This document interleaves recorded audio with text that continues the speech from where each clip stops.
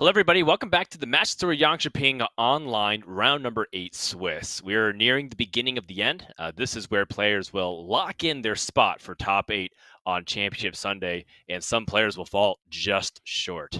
My name is Frode. I'm joined by Derek Brown, and coming up next, we got actually quite a special treat, Derek. We got Osaka, former 2015 world champion, coming up against Cosmo, who will be challenging and potentially, striking down the chances for Osaka to make the Grandmaster dream dead at that point. So, kind of an interesting throwback here, a little mix of old and new, Derek.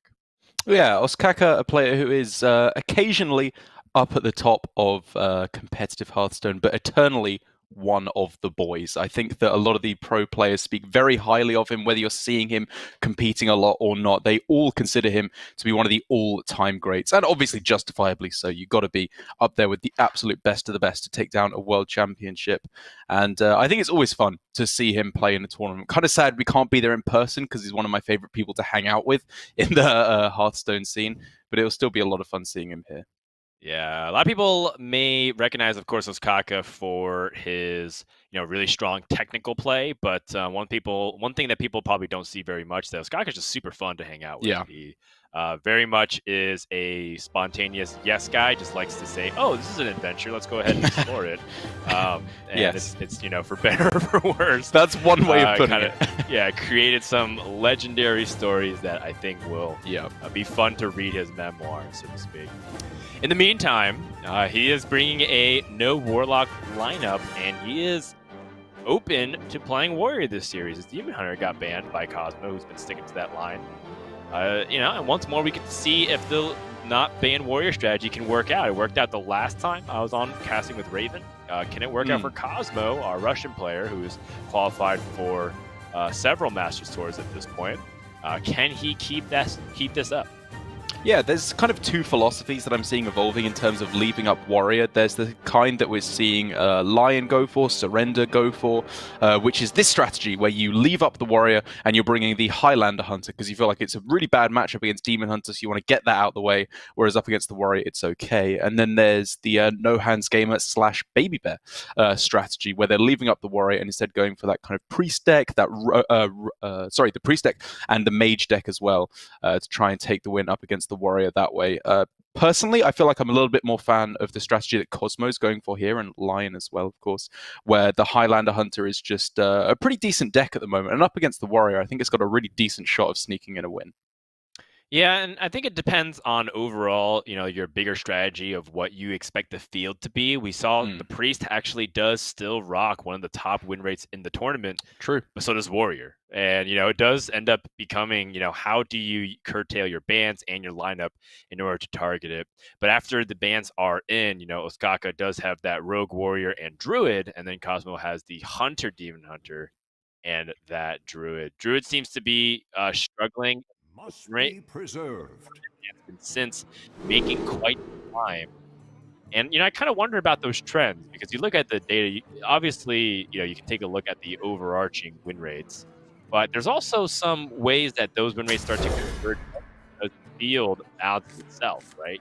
Drew's going to be playing against fewer Demon Hunters and they want to go up against, say the Warlocks. And so we'll see how this ends up shaping up for the final stats because the breakdown is starting to become super interesting.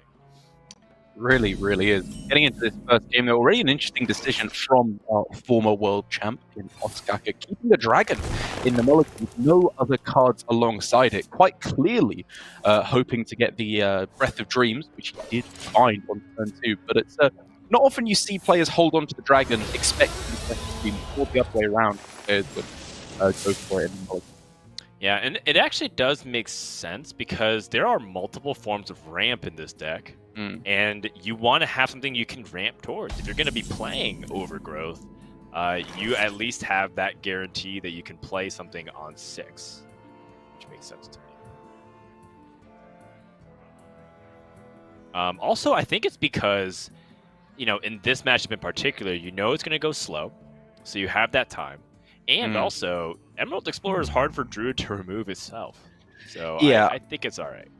I think it's okay. I mean, I somewhat take umbrage saying like it's going to go slow, because there are very much hands where your opponent just goes Fungal Fortunes into a turn 4 Glowfly Swarm, and then you've lost because you have a 4/8 in hand, which does absolutely nothing against that board. But outside of your opponent getting the absolute dream, I completely agree. This is a very strong game plan to have in kind of the average pan out. That is true. I think that you have to be careful with taking things too slow, because that ends up putting you a turn behind your opponent. And as we've seen in these Druid mirrors, sometimes it just comes down to who is able to grab the initiative first, and the other person is just a little bit slow on the response, because Druid is really great at proactively threatening their opponent. A lot worse at reactive.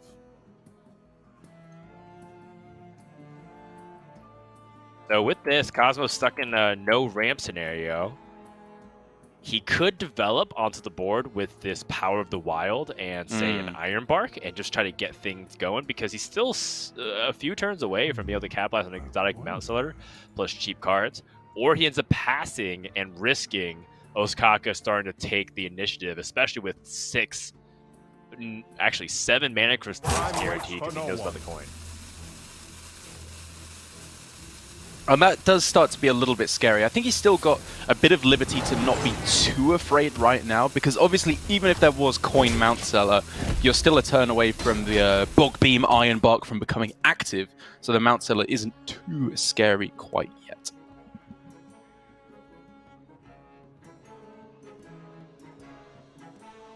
Well, I mean, this Emerald Explorer looks pretty good based off of what's been established onto the board.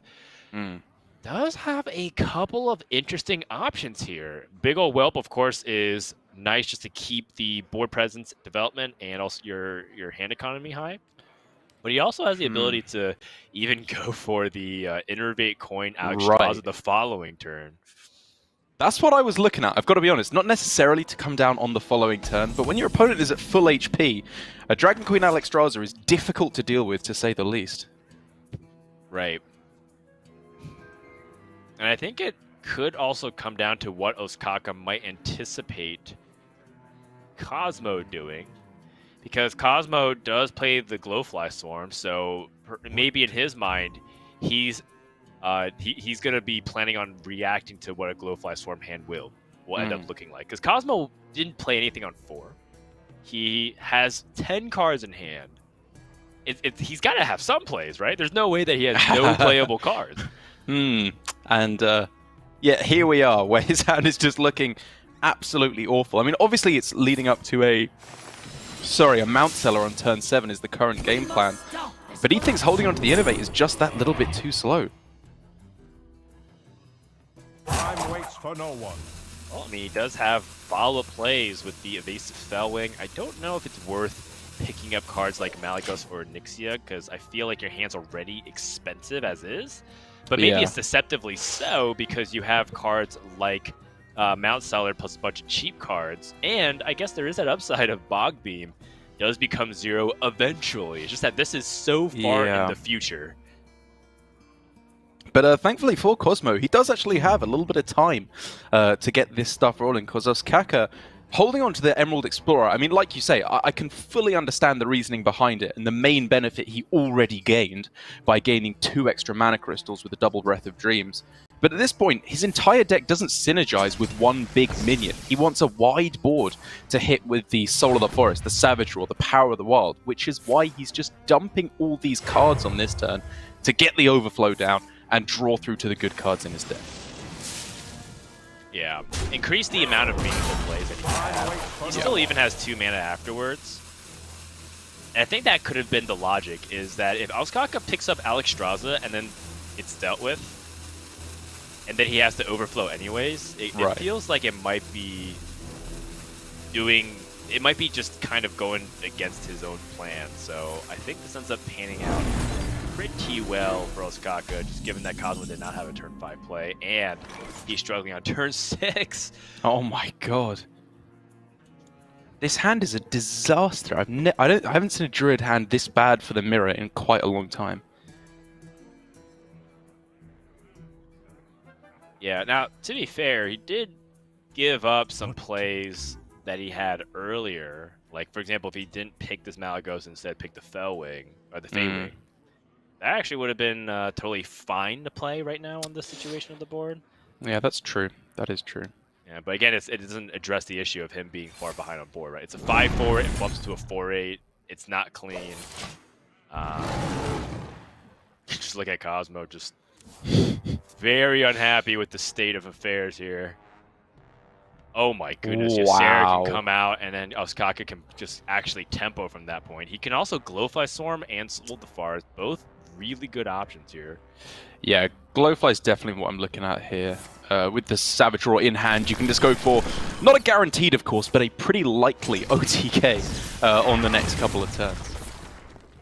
Right, and I mean, you're putting 7 in now, you have a full board. It might be too late here. Cosmo with no ramp and all of the cards in his hand right now.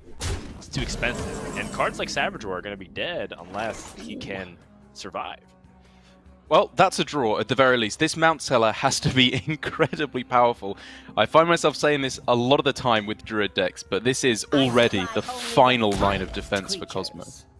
Right, and it was his first and final. Yeah. And it's not even really much of a defense. He has no guarantee of it outside of Ironbark. Really, all in all, very underwhelming. The question is what to lead with first. Is it Moonfire or Bog Beam? Ends up going for a Bog Beam. Yeah, In case he finds the Rusher. This is always happening, right? I mean, if he thinks the only way he has a chance is by hitting Griffin, he could Bog Beam the 4-8, but I don't even think that's right, because you just want to move as many minions off the board as you can. Right. Okay. That's pretty good. For no one. Yeah.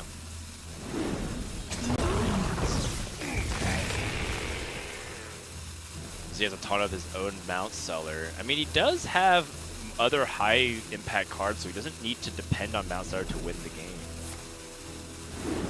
He can win the game. How much damage is this anyway? Oh, what the heck? 3 Ironfur Grizzlies?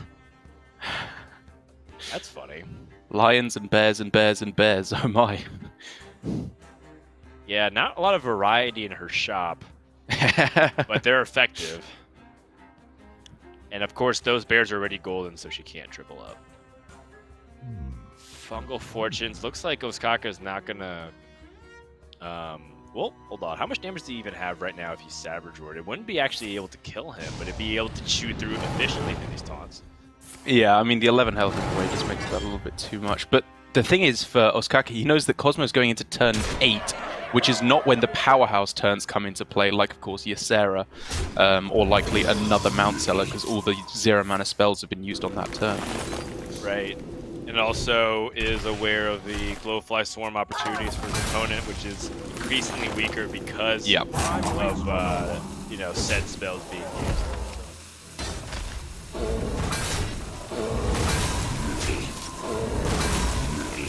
Yeah, it's just the correct way to go about it for Ostkaka. Make use of your wide board buff spells whilst you have them, still setting up lethal on the following turn, and even if that doesn't get there after all is said and done, he still has the Ysera to follow up afterwards. Yeah, this is looking bad here for Cosmo. His Overflow is right now his only hope, except he ends up making his life more difficult. Emerald Explorer gets healed again, and he doesn't even have a guarantee that he can survive what's on board.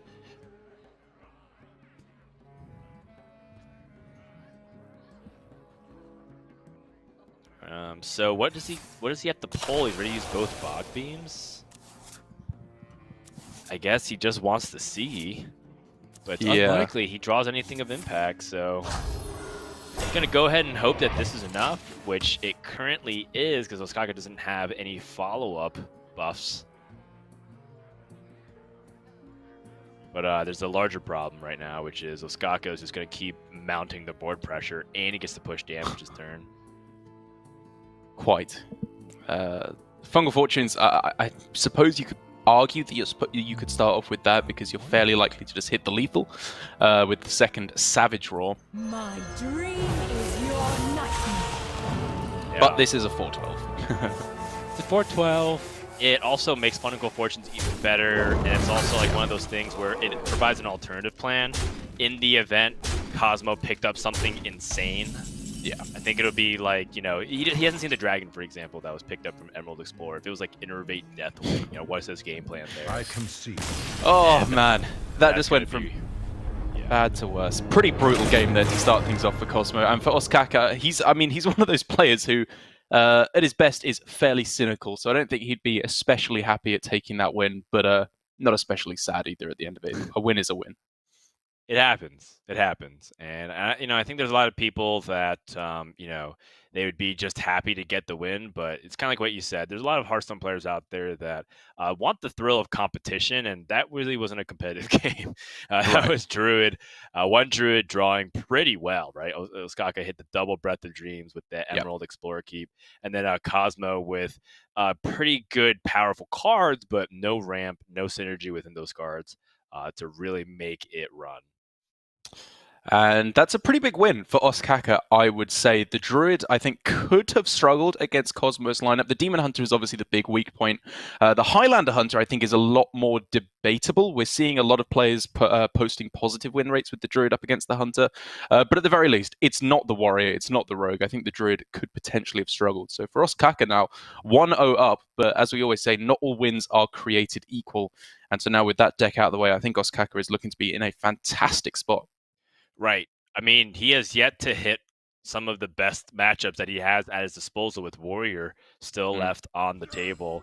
And of course, Demon Hunter is still a threat in its own right. Let's go to Warrior versus Druid, a matchup that has been favored for the Warrior, but Druid's still starting to strike back. We saw it win a couple times here on broadcast.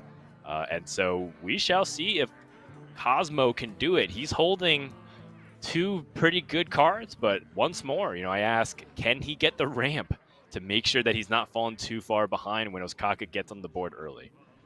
Given himself the best possible chance of doing so, with obviously Fungal Fortunes being able to hit Breath of Dreams or the Overgrowth. And also, while I think Emerald Explorer is kind of a dubious card against in the Druid Mirror in terms of how powerful it is, it's not amazing, but it's not bad. It's actually just pretty good in the Warrior matchup. You want these high health minions that are difficult for your opponent to chew through, whereas Glowfly Swarm is quite famously weak most of the time in the Warrior matchup. Very true indeed. Now, Ostkaka has a pretty unique opening hand that allows him to play very aggressive. Usually Warriors go a lot slower than this, but he could play Sky Raider or his Serpent Egg and then rampage it on the following turn to really pressure the Druid. Someone's got to lead the charge. Looks like Ostkaka thought about it for a little bit, says, you know, this is actually a little bit more damage. Sky Raider technically has one attack and the Serpent Egg has 0. Yeah, I mean, he just leaves himself more options now. I feel like he can go with the Inner Rage Rampage on this turn, which looks fairly powerful, or he could just do it with the Egg on the following turn, save himself the coin to get out those bigger cards a little bit later on, like the Blood Boil Brute, more efficiently. Yeah, definitely. And so, Serpent Egg is going to go ahead and take it a little bit slower. I think it's because he saw the Fungal Fortunes, knows that if he does end up going for an Inner Rage and a Rampage, you know, Bog Beam plus Change will be able to remove it pretty easily. Ooh. Okay, question. Would you Moonfire your own face? I was just about to ask you the same thing. I think it might be correct, right? Like, you are afraid of damage, but much more than that, you're afraid of losing board. And giving them a juicy Rampage / Bloodsworn Mercenary target sounds bad. Giving them more cards off Battle Rage by Moonfiring Face sounds bad. Is it just the play? Right. And Innervate, I mean, you're looking at Innervate being one of the more important cards in your hand right now. Agreed. So I think that Moonfire, parting ways with that, makes sense to me.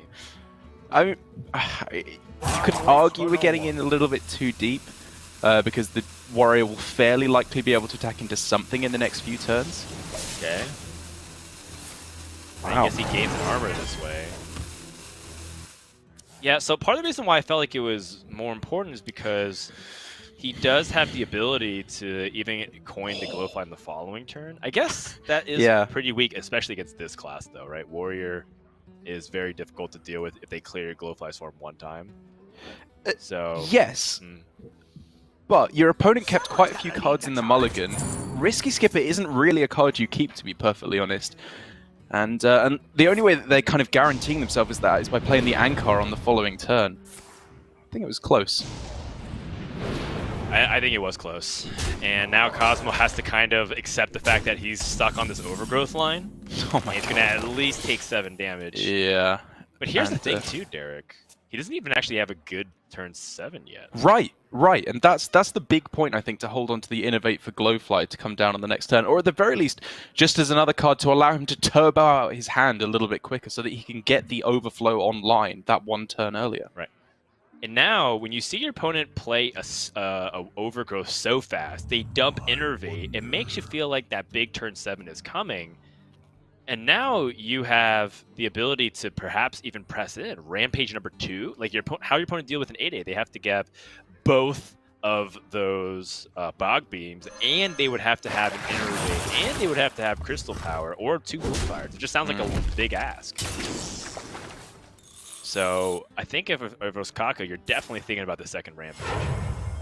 Oh yes, this is a minion that cannot be cleared off by Cosmo anytime soon. The Glowfly is looking pretty much unplayable at this point because he knows for a fact that there is a Risky Skipper in hand after the Ankar swung, but it's just his only chance of getting anything on board at all. Right. And oh my goodness, is it not going to work out? He's just dead. Yeah.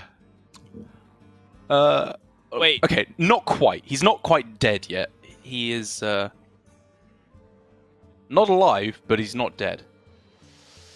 Yeah, actually, because in order to get the Bloodboil Brute out, I actually miscounted the mana there. If Oskaka had 6 mana, he could just simply play the Risky Skipper and Bloodboil Brute, and everything would be good. But it's not, so... That being said, he does have a swing with the weapon that could potentially change some stuff. I mean, well, this was essentially my point. Cosmo's not dead, but he is dead. There's like pretty much nothing that wrestles him back from this one, because if he goes with the overflow, that heals the egg back up at that point, which just makes it even harder to clear off. I suppose if he gets Mount Cellar off the top, then maybe we're looking at something, but even that sounds very hopeful. I would say that Cosmo, he ain't dead, but he's certainly not living. And this is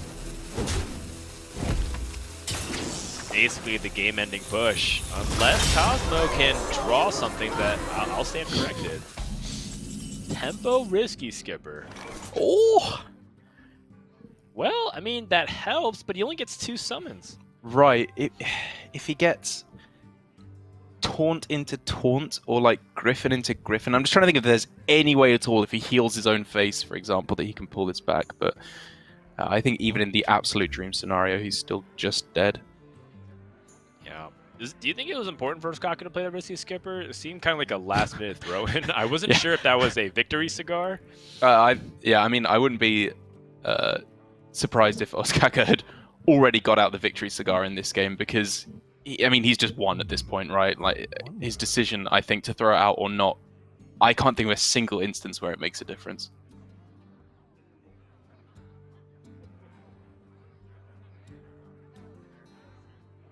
Yeah, I am thinking about it. Emerald Explorer and Heal seems like your best defensive play.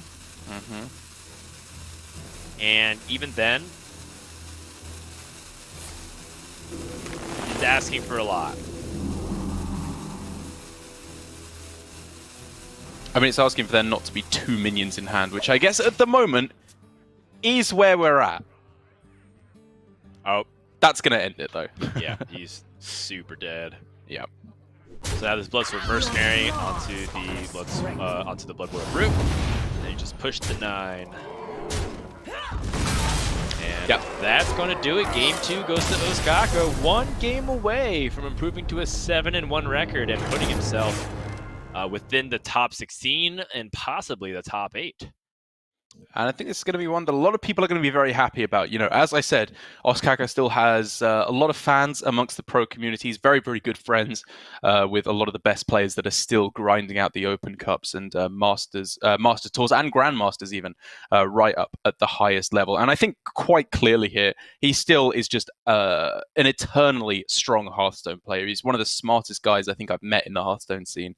And it very clearly translates through to his play, whether he's been especially invested in the scene recently or not. It seems to make little difference.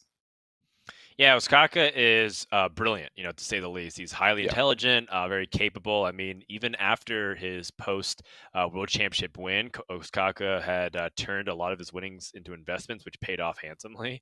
Yes. I also heard he took some other risks, and so there's some high highs and low lows, and I think Ostkaka is one of the more mysterious and intriguing, post-World Championship champions that we've had. And I do wonder what Ostkaka's plan is long term. Is he playing Master Tours just for fun? Does he want to become a Grandmaster and keep competing? Since I think he's also said on a couple occasions that sometimes he's bored. But we'll see how it continues to develop. And I would love nothing more than to see a former world champion replace the 2 world champions that Europe lost. Yeah, I think that you kind of describe Ostkaka's mindset very well. I really wouldn't be too surprised if there's a video somewhere of him just sitting on a pile of his prize winnings just on fire, because that's not what it's about. It's just about staving off the boredom at this point. Right. So yeah, here we go. Game number 3, potentially the last one of the series, which would be quite a quick victory, which Ostkaka, of course, is used to, as he also had a 3-0 victory back in the 2015 World Championship over Hot Form. I can remember back in the day. That was some old history in Hearthstone. That was when Conquest first actually hit the competitive Hearthstone scene. Long before my time. That's right. I mean, I was watching, but before we were graced by the presence known as Derek Brown's memes. Exactly. Yeah. You should be so lucky. But now with the Rogue up against the old Demon Hunter, already I think Cosmo, at long last, has got himself a good hand. It is possible, it turns out.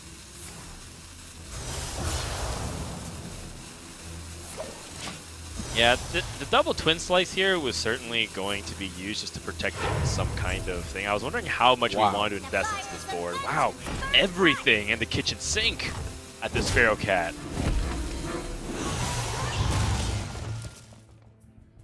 Yeah, it's not always the way you approach the Rogue matchup. It's kind of more of a Demon Hunter mirror play that we're seeing here, but at the same time, gets the damage on the board right away. You can start just punching at the Rogue from the start of the game, and that does exploit the weakness of Rogue, which is, again, lack of healing.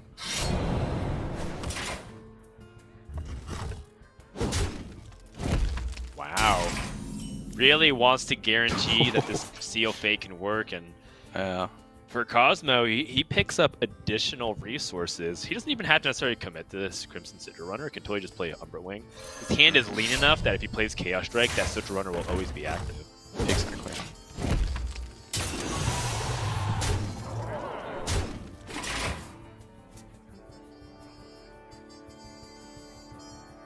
So with this Seal Fate, is it too much damage that's come the other way here? Definitely looking like that at the start, but Ostkaka does already have the makings of a very strong pushback in the next few turns. Obviously, he's got the Taunt on 5 with the shield. He's got Kronks that will draw him a level 2 Galakron with 2 invokes already being played that can heal him for a further 5 at that point. It's looking scary, but if Cosmo doesn't find the power card, this is very winnable for Ostkaka. Yes. He will eventually stabilize, but it's turn 3 and he's lost half his life. Correct. So he does have access to the Evil Miscreant this turn, but he's staring at 12 life for when he can begin this mid-game. Now, granted, it's kind of like what you're saying. It's a very strong possibility that the Demon Hunter just ends up gassing out completely here, and then we'll be stuck playing whatever they draw off the top, for better or for worse. Yeah, I will say that Cosmo is running the list with more card draw, 2 Crimson Sigil runners, a Spectral Sight, as well as, of course, there's 2 Skulls of Gul'dan. So he is very unlikely to completely run out of card draw at this point. But he has also cut some of the damage cards as well in order to get to that point. Wow. My goodness. That Titanic Lackey for Osaka was a good pickup, but he's going to need a little bit more to stop Cosmo's development here. And I feel like positions like this from Demon Hunter, where you get Rogue to a certain life point, it just feels like the win rate of Demon Hunter is so high when it's specifically like here, when you're able to cross like the 4th or 5th mana crystal when you're putting out this much damage. I just don't know if Osaka can stabilize in time. It is looking to be a little bit too much, I think, as it currently stands. He's going to have to find, like, I don't know, a prep or something, maybe a Shadow Step on the Blackjack Stunner in order to actually have enough mana to get all these cards out. Okay, that's something for sure. So... it's a strong turn. I'm looking at, like, prep, secret, bounce something back, trade the Miscreant, evolve it, Titanic Lackey, eviscerate. It's a lot of good stuff happening. Yeah, it's getting out also a lot of these cheaper cards that's been more problematic to use, and then you can start playing Shield of Galakrond once he's secured the board state. So we can start off with the Evolve. Oh, very mediocre result. Yeah, not what you're looking for. A 3/5 taunt, though, he can get himself a Ascension Shield Master, if nothing else. Right.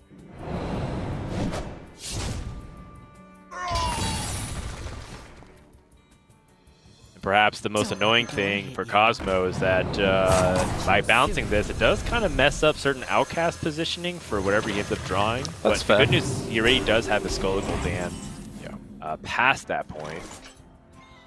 Ooh. Okay, kind of a slow turn here. This might be the opening that Rogue was looking for. It could be. Getting a Kronks down on the following turn. He has only invoked once currently, so the Shield of Galakrond does kind of want to come down first.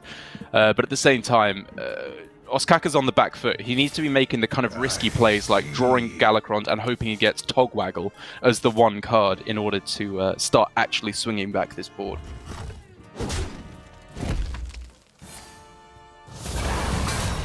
Now, does he want to train to these lackeys, or does he want to go face? He's already seen the preparation, which makes it less likely for his opponent to go for dramatic swings.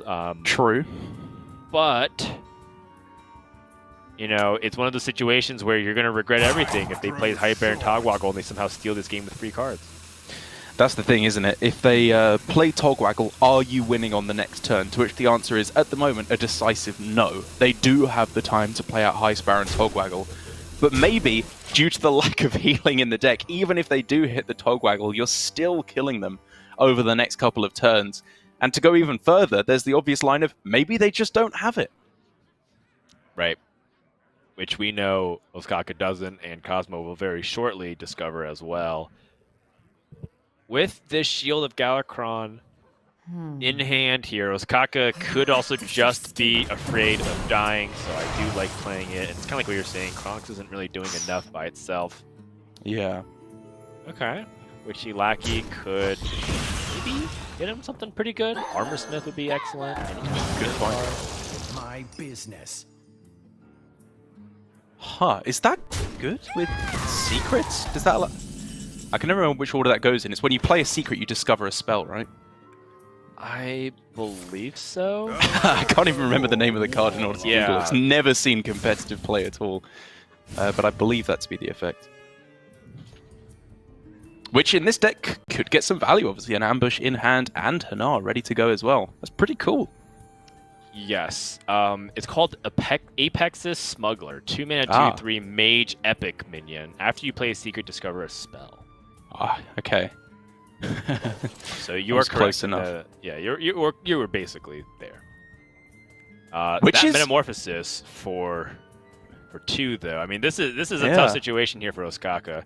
What kind of spell could he even discover with Ambush? It's discover a spell, not discover a mage spell, right? So he'd be getting rogue spells. Right. In which case, is it better just to play Shadow Jewel Hanar?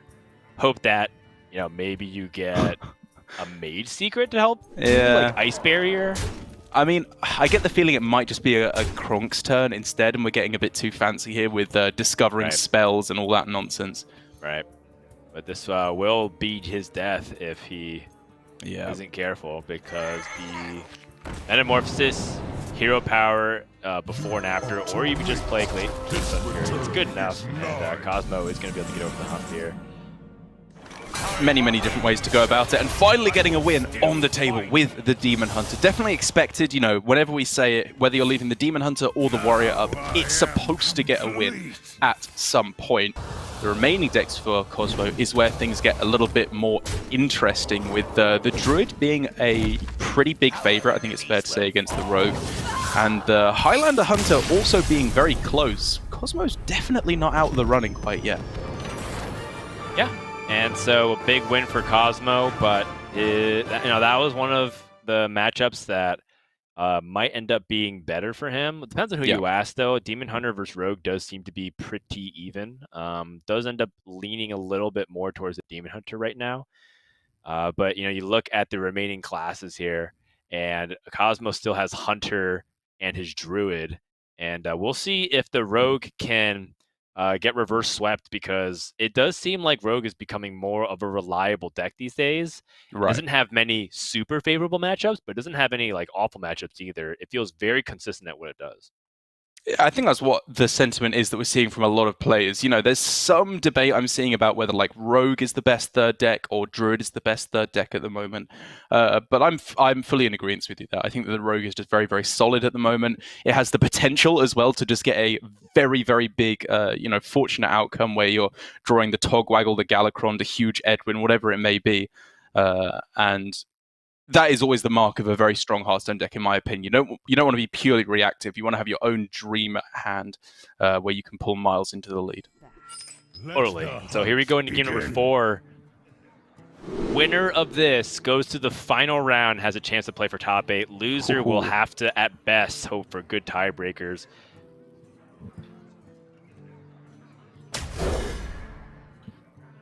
And this is the kind of opening hand here for Cosmo that he really needs early game drops, but he's not even going first. And it's, weirdly enough, both players wish they were on the other side of the coin here, with Ostkaka wishing he could get the Questing Adventurer that little bit bigger. I mean, this hand already is arguable that you could keep it just to make a 4/4 on turn 3. Or a 5/4 even, I should say. It's true. The preparation is particularly good because of the Questing Adventurer in these deck lists. I was first wondering, why are we putting prep back in when it felt like there's a lot of cheap cards and a lot of heavier minions? But it made sense when you're starting to play Questing Adventure line. Oh no! I think he was hoping for early secrets to potentially gain tempo against his opponent. Very, very possibly. That's a nice draw. That does help him to start to utilize some of this hand. A good lackey can be shadow stepped as well, which could definitely buy him the time until he hits Heist Baron Togwaggle. But it's going to have to be pretty impressive, because this is quite the curve coming together for Cosmo. Yeah, that's hard to deal with, but just a 6-or. But the Evasive Feywing is also a difficult card for Rogue to deal with too. Very much so. And I wonder if Koskaka is thinking about holding on to the Seal Fate, because he knows there is a possibility that Cosmo may have drawn the Diving Griffin, which would be easily killed by the Seal Fate. It's a great point you bring up. Also, in terms of the draws he could get next turn that he'd rather play, there are literally 0 4-drops in the deck. So the best thing he'd be looking for is... I guess maybe the Evil Miscreant, at which point, if he was really desperate, he could still go prep Seal Fate into the Miscreant as well. So I think you're kind of justified in just holding on to it here. Right. It's not like the 3 damage to the Hunter right now is what matters. Yeah. So after some deliberation, Ostkaka ends up passing. And Cosmo has the opportunity here to develop this 6-or. Or perhaps if he's thinking about a different minion. The 6-or is better when it's used into rushed minions. But it's also just a 4/6. It's a lot of minion presence just for 3 mana. I mean, there's also argument to just go for Coin Evasive Feywing. That is a really, really tough minion for Rogue to deal with nothing on board. And therefore getting it out while there is nothing on board and having the Zixor to kind of come up behind it and clear the way for it to act as a battering ram to the face feels like a good way to capitalize on the lack of healing from Rogue. Right. And it ends up being Very smart. an extreme punish here for Ostkaka. Now he has no good targets for the Seal Fate. Yeah. The ambush is nice. It's one of the cards that is just usually pretty good against Hunter, but it's just not quite good enough at the moment, especially as the prep still isn't finding a way to be utilized yet. It's just not coming together. Not coming together, and this is a recipe for disaster for the Rogue. It looks like Cosmo is going to be able to firmly get ahead here. And by playing this, he can completely neutralize an ambush poison minion and start to damage train. Rogue's in trouble. Very smart play by Cosmo, realizing that was something he should play around, activate it, and just freeze it, which means more damage coming face next turn. He is just, again, preying on that weakness. And Ostkaka now, while he has some finally pretty decent plays to go for on this turn, it might be too late. Well, Seal Fate plus the Lackey and Shadow Step allows him to get the High Spear and Togwaggle, so maybe that's the tempo swing he's going to be looking for.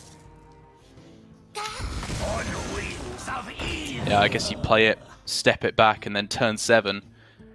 0 mana Lackey, Tog, Prep, Wand. It's the best he can hope for, really. And I guess just thinking about what's the best dragon to pick here, it doesn't seem like there's many board impacting ones with any kind of battle cry. I think Drake is probably just the best. I think he's quite likely to have a large hand size after High Sparrow and Togwaggle hits the board. Choose soon.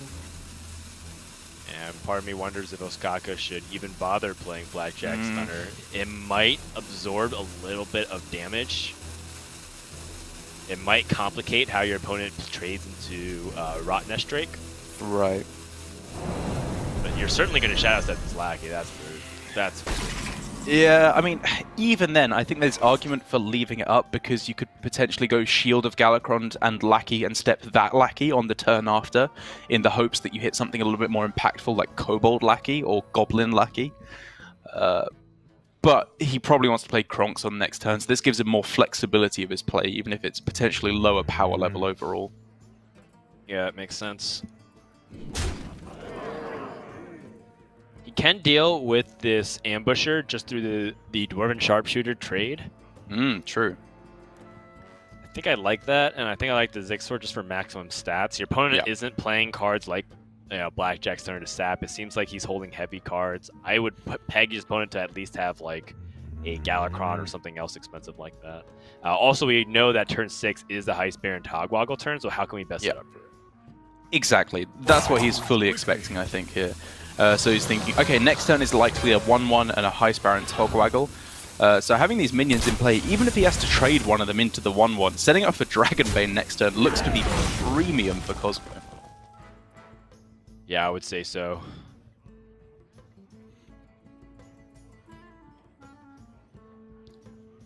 Have to imagine, though, that Ostkaka's going to... I was going to say think about the Shield of Galakrond on this turn, because he could then still go for the full High Sparrow and Togwaggle on the same turn, obviously with the prep next turn. But I guess by spending the 6 mana now, it gives him more potential to play the bigger cards on turn 7. Yeah. I wonder if Ostkaka is thinking about picking up maybe... obviously, the Evasive Draconid would be great if he had the mana to be able to play it out confidently, but I don't think he's going to get to that point reliably. I was considering Brightwing just as a backup Hail Mary option, but it looks like Ostkaka's confident enough that he feels like he's going to find an opportunity to get that Evasive Draconid on the board. Yeah, it's at least the best of the options, I feel like, because Brightwing wasn't really doing much. Right.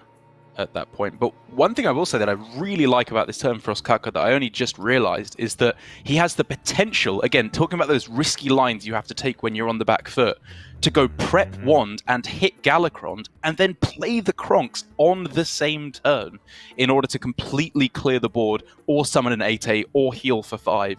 And if he wouldn't have had that opportunity if he'd gone for the Shield of Galakron on this turn. So I think it's a worthy risk for sure. Yeah, it's a good point. You know, how do you envision your win condition? That might be something that Ostkaka, you know, might have been pioneering alongside Firebat when those two players won the World Championship. They both had something in common, which was it seemed like they saw the late game ending up a lot clearer than some other players who were kind of like trying to figure out how other ways to win, especially because back then there was a lot of grind meta stuff going on. Oh wow, all things! It doesn't trade! Whoa! Says I just want to miss the 4 damage because he knows that this Wondrous Wand's coming out. And so he says, you have to do your worst with this Wondrous Wand. This is the turn for Ostkaka. He has to have a miracle here if he wants to swing this around. Very mediocre hits here. But the Shield of Galakron's a nice one. It's just that the backstab going to 0. That's obviously not going to do much. If he can Trying hit... to rush? Yeah, exactly. Okay. Rush Lucky's the big one. Or Taunt there is a big deal too.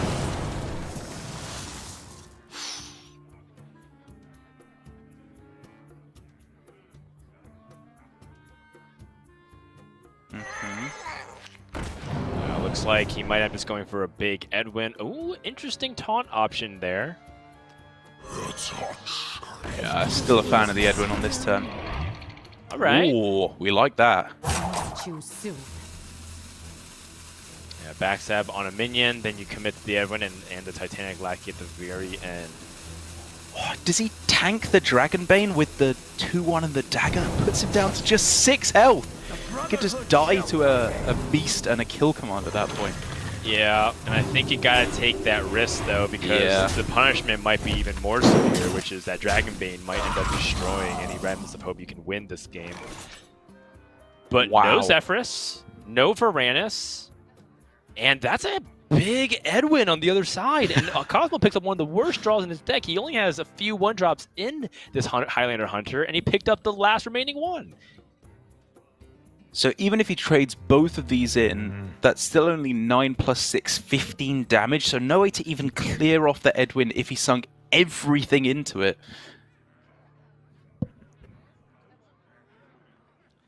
And you definitely want to at least consider hero powering this turn, right? So that way you can get your opponent within that range of Corrosive Breath and Kill Command. Zephyrus, of course, is going to be lethal the moment he draws it, unless Ostkaka rips the Galakron off the top of his deck. And I'm so impressed that Ostkaka has found a way to swing this around, because this is a tight spot now for Cosmo. I think it was very smart gameplay from Ostkaka. I guess this plus the hero power, fill it out, just be as defensive as he can. He's got the Dragon for Corrosive Breath. Kill Command on its own would be lethal along with the hero power at this point. It is razor thin, the difference between who's winning and losing.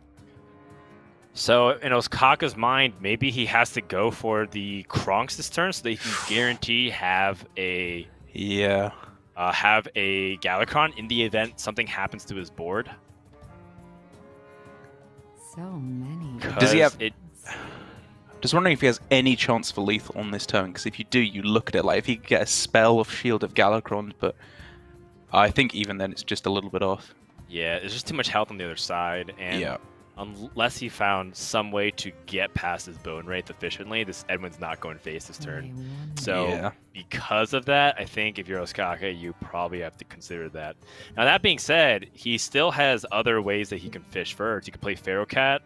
Maybe that gives him Restless Mummy, for example. Hello?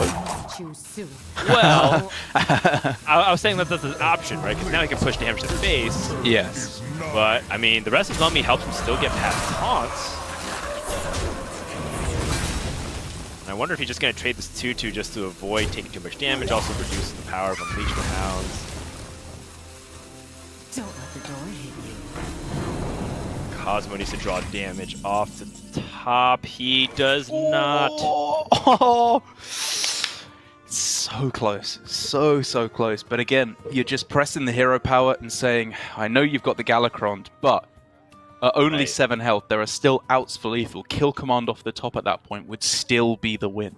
Right, and Zephyrus as well. Yeah. But his outs are rapidly dwindling because he had a couple of outs there and, other ways to potentially give him more outs like tracking. Yeah. He does not have the ability as much anymore next turn. And there's also the problem of there's 24 power in minions on the other side of the board, 25 with the dagger. So you're also worried about dying. Big time. I guess you just have to play Bone Chewer Brawler and hope that you can draw it next turn. Yeah, I mean, the one thing you have to not do on this turn is play Unleash the Hounds, because that is your beast. You need that for the potential kill command off the top to kill them through the Galakrons. Outside of that, just play your cards. I mean, it's just a distraction at this point, because its only chance is, as you said, the Zephyrus or the kill command. Or, before the Galakron comes down at least, it could have been the Corrosive Breath, but that's just not an out even anymore. Yeah, and it could have also been he still can hold it for Varanus in the event where he clears off all the minions and gives himself a second lease on life. But now here comes the Galakron. One invocation away from Osaka getting that 5 damage weapon. Finds Seal Fate. Ooh. I mean, Seal Fate. 24, 25, 26. Kobold Lackey's just lethal, right?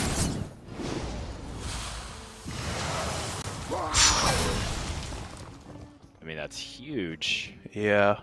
But at the same time, the outs don't change here for Cosmo. One stab, many kill. Are you using this Titanic Lackey? You have to, I right? guess so. It's the last turn of the game. Either way, Osaka is winning or losing on this turn. Right. And Cosmo still has the final ability to potentially save himself with this Dragon Queen Alexstrasza. Ooh, I like this double trade. There's no real point in pushing the 6 here when you have so much threats. Oh! That's the true Hunter experience. Kill command off the top. Osaka is going to go down, and we are going to a game number 5. Wow. I mean, fair play to Cosmo. He held on to the Unleash the Hounds for the longest time just to give himself the chance of getting that top deck to win the game. It was unlikely, but you got to play to your outs, and well done there by Cosmo to do so. Yeah, and relative to what Osaka was drawing, it seemed like he played airtight. It does always hurt a little bit when you see you're just a few points of damage off, and you always wonder, what if you had the opportunity to push a little bit more damage or take a slightly more aggressive line of the variant that you chose. And it stings because it's just like Hunter could have drawn lethal also like the 2 or 3 turns before that. It just seemed like it was gassing out, and then it came down to pretty much just a handful of cards there for Hunter, because even if he drew some of his best cards like Downtamer Bran, it wouldn't have been enough. That being said, there's always that possibility that Dragon Queen Alexstrasza found something ridiculous. We've seen some like Nozari Deathwing combinations, which was just absurd. Exactly. So you never can't truly ever count out the Highlander decks until you deal the last point of damage. Yeah. But now, for the final matchup throwdown, we got the Rogue once again for Osaka. 3rd time's the charm as he tries to get the last win and not get reverse swept. And up against the Druid, I think this is a very, very interesting matchup. It's one that I was practicing a lot in the days running up to the tournament with some of the Scandinavian / Benelux players. And what we basically came to realize was that it's not as bad for the Rogue as you would expect, especially, or I should say, because of the fact that you have the Questing Adventurer Edwin build here for Weestone, or more correctly, Osaka. Interesting. Can you clarify more? Well, the thinking was because it was Orange was going back and forth as to whether or not he wanted to bring the stealth version or the secret version. We were trying out both quite a lot, and the thing that we realized about the Rogue up against the Druid is the first hurdle for the Rogue, which traditionally was thought to be an insurmountable hurdle most of the time, was Glowfly Swarm. Once that comes down on a big board, the Rogue just dies because they don't have a good enough answer to it. But what we quite quickly realized, I mean, I say we, what they quite quickly realized, was that just playing out minions at the start of the game, you know, Pharaoh Cat, the Spy Mistress, if you have that, to a lesser extent, Evil Miscreant, it just allows you to fight back and kill enough of the Glowflies that you don't just die. And then the Edwin and the Questing Adventurer, they don't have to come down on turn 3, 4, or even 5. They can come down at any point in the game, and as long as you're not dying, it's very often just game-winning. Yeah, well, we'll see if that ends up becoming the case here, as looks like we're already preparing the REM backup matches that we have here, because we are recording certain matches at the same time as Switz, and coming up next will be Hearthstone coming up on stream, going up against Pigness. But we won't tell you what happens, so you just have to go ahead and watch. In the meantime, that's concluding after this series, which, I mean, that Innervate draw lets him ramp right now. Oh, it's so hard though, isn't it? I mean, he could just take the risk of saying, I hope I draw a dragon off this Breath of Dreams in order to save the Innovate to go with the Mount Seller, because now at this point, he has lost an Innovate. He doesn't have the ability to go Mount Seller next turn. This is a couple of turns off at minimum from being able to pop off for Cosmo. Right. And then for Ostkaka, you know, how does he choose to go about this turn? He's got a few different ways that he could choose to go about it. He can, of course, already utilize his Shadow Step immediately to potentially get even more lackeys. Ambush also tends to be really annoying for Druid to deal with, especially if you anticipate a Emerald Explorer coming down. And then, of course, the big X Factor, Questing Adventurer, if uncontested, is one of the hardest minions for Druid to deal with. Yeah, one thing I will say is that this is not a Questing Adventurer turn on turn 3. It's very often correct to just throw it down and say to the Druid, you have to play your removal on this turn. You're not allowed to do what you want to do. But with double Shadow Step and double Ethereal Lackey, which is insane in its own right, he's looking very good now for Ostkaka. Very good. Yeah, and this Plague of Madness being symmetrical removal is actually kind of tricky, because that does give Druid a way to deal with his own Questing Adventurer. So he ends up just picking up the Assassinate, straight up removal, which makes sense here. Yeah, exactly. You don't want to give your opponent, just hand them the answer to being able to kill off your Questing. But, I mean, as you're exclaiming there, why is that a good draw? Is it the Explorer on this turn or the Breath of Dreams on this turn? Yeah, the only concern that I have with Breath of Dreams is that you just actually don't do anything else guaranteed. And the ambush has to be triggered eventually. You're not going to win this game by not playing minions onto the board unless you have a guarantee of Soul the Forest and the Glowfly Swarm. But you can just like Bog Beam on the same turn as a minion. Like if he waits here and goes for Breath of Dreams and then goes for Overflow and then goes for Mount Seller, it's very slow. And the best chance may very well just be saying, okay, that's dirty tricks. I can't win if it is the ambush. Right.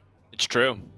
It's true. That poisonous minion is very hard to deal with. Time waits for no one. And imagine just being sat in this spot. This is the final chance for you to go up to 7-1. Cosmo may just be thinking at this point, okay, now he knows he made the right choice, because of course he realizes it's not the dirty tricks, it is the ambush. But that could have just been disastrous if he'd gone for it the other way. Second Questing Adventurer. Wow. Okay, so this Questing Adventurer can get really big. With each card played this turn, and the Ethereal Lackey still have cards they can pick up like Prep. Like their own Shadow Steps. Yes. He already has an Assassinate, which makes me feel like it could be kind of stuck in his hand. Yeah, agreed. Scary times here for the Druid. He knows that this is likely to be outside the range. Sap. Vendetta is... Oh, no, it doesn't have a way to actually discover any card from outside his class. Oh, he's got the disguise, right? The clever disguise could activate the Vendetta, which is nuts with the Questing Adventurer next turn. Oh, now you're speaking my language. Yeah, but Sap in its own right is also an incredibly powerful card. Being able to Sap a Mountseller or a Ysera is huge. Right. Especially if they use Ironbark onto it. Yeah. Alright, last look. Potentially here. Oh, Cold Blood. Sign me up. Let's kill him. I'm down. I do like the cheaper activation of Vendetta. Okay, fair point. Yeah, that's a good point. This is about to get even worse for Cosmo because the second questing adventure. Oh my gosh! I think he just maybe took it a little bit too slow here. But now he knows about ambush as well, right? So yeah. Even if he sets up the most amazing board, now he's dependent on rushers to protect his board state. I wonder. I'm just struggling to see an out for him at this point. Ostkaka just got the questing down too early. Yeah, that was turn 4. Like, you usually think, okay, like, Yeah. if he has questing and a prep, maybe like a 5/5 or so, right? Like, I might be able to kill it with Bog Beam and Crystal Power, but he just really did not find anything. He was hoping this overflow would bail him out. You know, maybe he finds 2 Bog Beams, Yeah. Moonfires. He ends up just keeping his hand. Whoa! That prep is insane! Holy cow. Oh my god! I mean, this is pretty close to the dust, Derek. I mean, what more perfect way for Ostkaka to win? This is old school rogue action that we are seeing right here. Even the Psyche split to go on a flipping 12-12 or 15-15 Adventurer. Swamp Queen Hagatha. Now that's funny. I mean, maybe it just gives you the battle cries to win you the game. And I mean, silence is a free +1/+1 on your questing adventure as well. In the shadows. There is not a player in the world that could do this other than Ostkaka. He is the only one. I won't hear anything otherwise. I love this Psyche split as well. It's insane! You think you can deal with one questing adventure, which you can't? Well, try dealing with another one. He's already dead.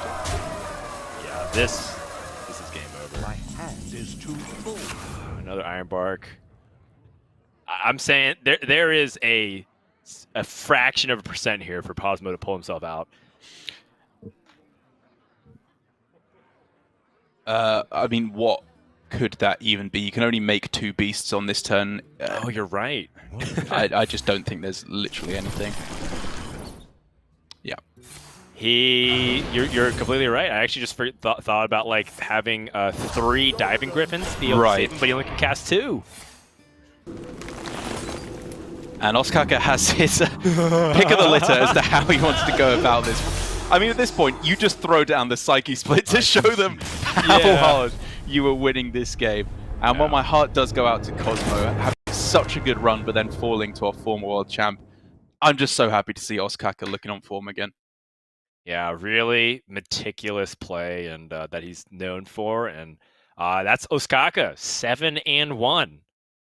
And we have a couple of storylines that we can weave in going into the end of round number 8, but that is one of the most exciting ones because you always love to see people come back to the tavern. That is one of the monikers of Hearthstone, that there's always room for one more. And that includes people who have maybe taken a walk and stroll around outside the tavern. And so I'm glad to see Ostkaka performing well. It's a happy morning so far, Derek.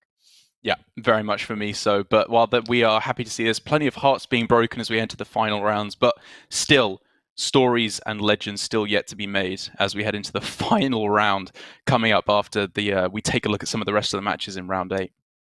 Yep, that's right. So Raven and Gia will be covering the rest of round 8 Switz, and then we'll head into the final round to find out who is joining us for top 8 on Championship Sunday. This is Matches to Jönköping online. We'll be right back.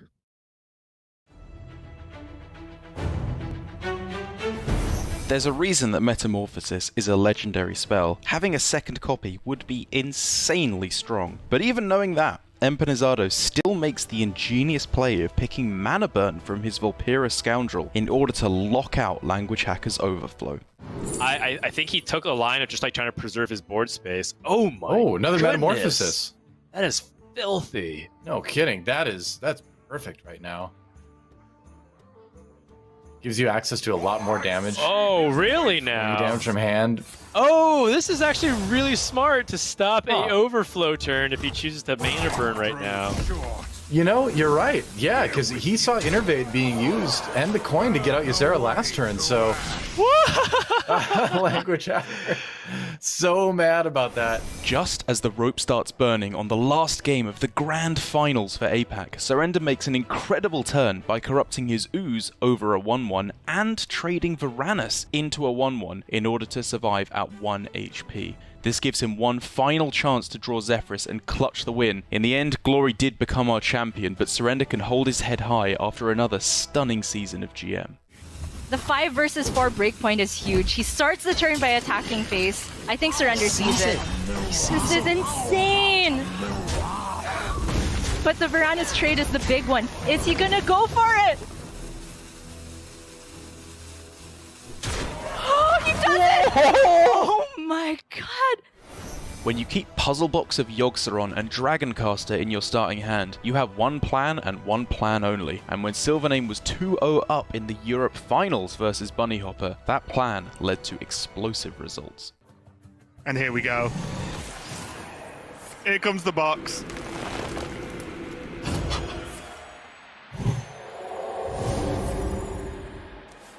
Big whiff on the first spell, still nothing. He really needs 4 clears as a matter of priority. That's insane. That's also insane. For who? Look at this Bone Chewer. What? Oh!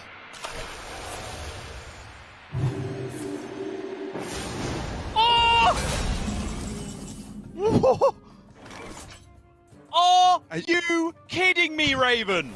In his semi-final match versus Empanizado, Bloodyface made excellent use of his created ancestral healing. It's this kind of creative thinking that propelled him to win the entire Americas season. Yeah, I wonder if you just have to say, all right, well, I'm going to have more threats in the future. I've got another one of these. Right. Oh, he can actually ancestral healing afterwards. Oh, yeah. If he lives, he can just heal it. What a use of this card, though. Wow. Wow. Yeah, we were making fun of it, huh? We were like, ancestral healing. Yeah. Ends up being the Giga Nuts. Hey, it's Empanizado again. No wonder with the caliber of play he was throwing down this weekend. Here he makes a stunning push to win the game, making use of a 0-mana plot twist and Malagos for an unbelievable lethal. Zephyrus does live, unless he doesn't feel like he can wait anymore. Oh, got a Malagos, yeah. Oh wait, is he gonna go for this plot twist? Rain of Fire? He's gonna go for it! Oh my goodness! Wow. This is something I wasn't even thinking about. I was not even thinking about the possibility of saving the coin for the plot twist for this opportunity, and Empanizado, he doesn't have enough time? You know, time he finds a Soulfire! Oh, he got it! Wow. What a play from Empanizado to win Game 2!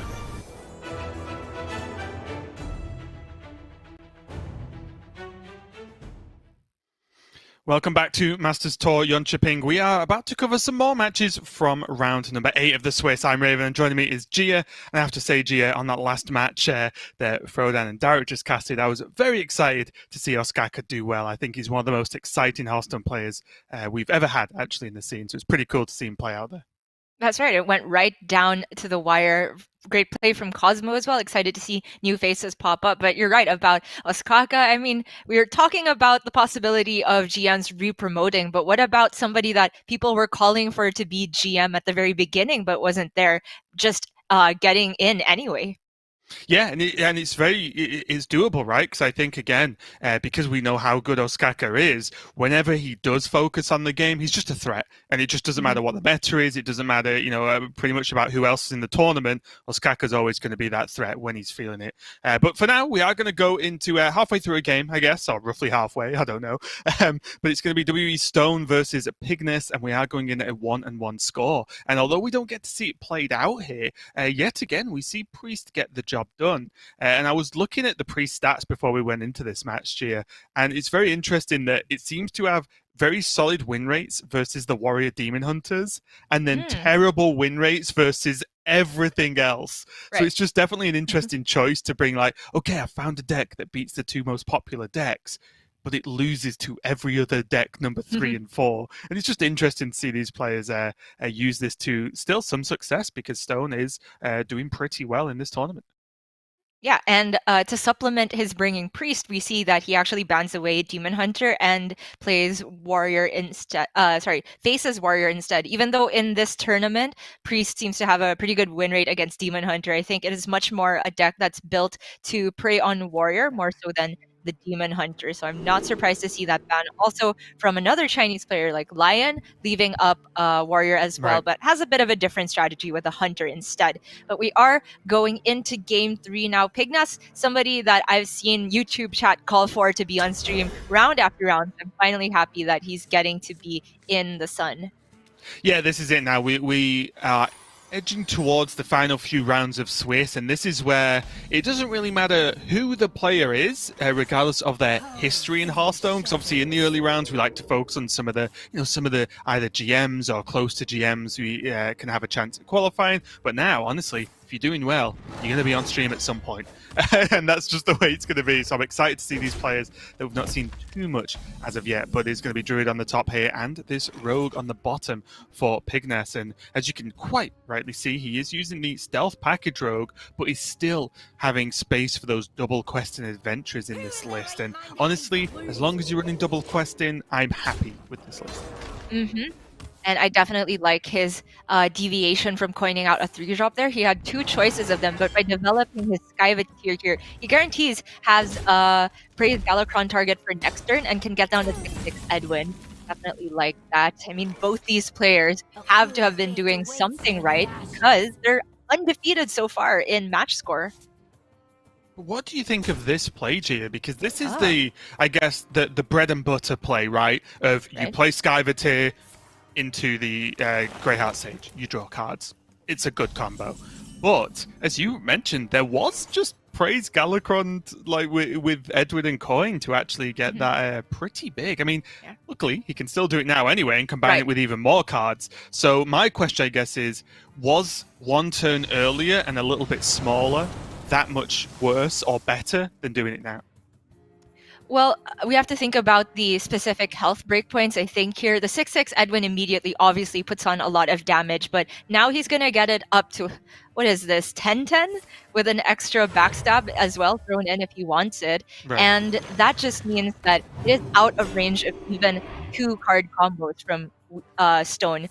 At the 6/6 mark, it could have been dealt with by double Bog Beam, which is, difficult to ask for in hand from the Druid, but it happens to be there. And now the Edwin looks near immortal. Right, and that's the difference, isn't it? Difficult but doable is 6/6 for the Druid, but 10-10, well, it's just not going to die, is it? Although now Mount Seller with that double Bog Beam, because Stone got to get some ramp off, is going to be able to at least, I would say, not keep toe-to-toe with this board from Pigness, but close, right? Like, yes, this is a 10-10, but the Mount Seller is a high priority target as a kill target anyway, so we might actually see Edwin trade in, and maybe the Shield of Galakron come down to try and protect the rest of its health. I fully expect the Edwin to be trading, but with the drop questing adventure, I wonder if this is just a shield turn. So if he plays questing, I assume we're also going to see Praise Galakron, and there's quite a few relevant lackeys here. The Titanic comes to mind to just put a ton in the way again and protect both of your big threats. Kobold Lackey would be amazing if he can land the Praise Galakron on his Skyvateer, because then that would be 5 total damage to get rid of the Mbukla. And aside from those, though, I think that it's not relatively that safe, so I understand why he goes for the taunt. Right, and I like this as well, because Stone has used 2 Bog Beams. Then even Van Cleef, as long as the taunt's in the way, it's likely again that Van Cleef can live. There are worlds in which it dies, of course, but it's with the double Bog Beams, they're normally like the high power removals. Can't really rely on what double crystal power Moonfire. Like that's a big ask. Although Pigness is running, I was looking at the wrong list.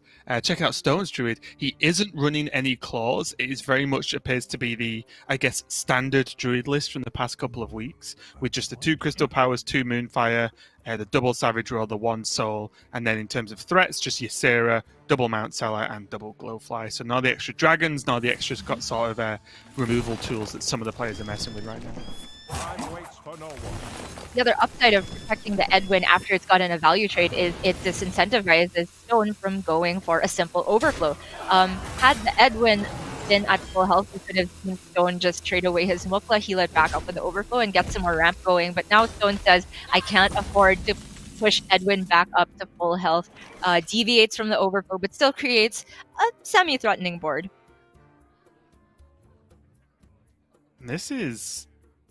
This board, although it doesn't look amazing because this Van Cleef is still alive, that's really all there is, right? Like, there's nothing too much extra for Pigness to do, with the Krunks and the Togwaggle being effectively kind of dead cards in his hand this turn, because I don't think he can just play a 6-6 and pass, or a 5-5 and pass. Pigness has to be at least a little bit creative with his turn to really stay ahead here.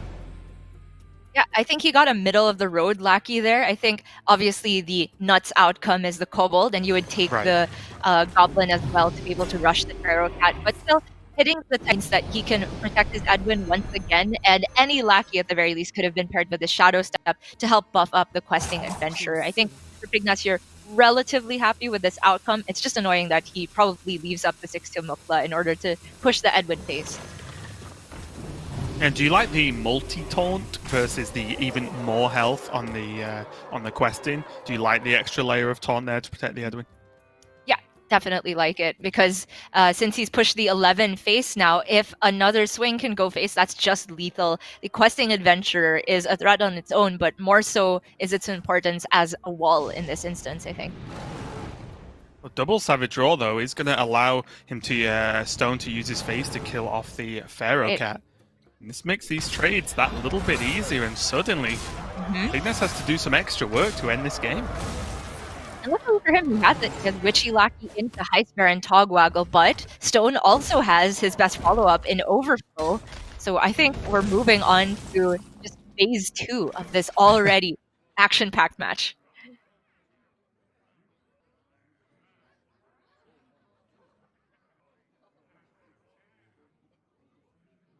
Yeah, a little bit unfortunate it wasn't a more impactful Lackey. I think throughout this whole game so far, we've talked about how good Kobold Lackey would be at multiple points, and Shock Horror, Kobold Lackey would be really good this turn.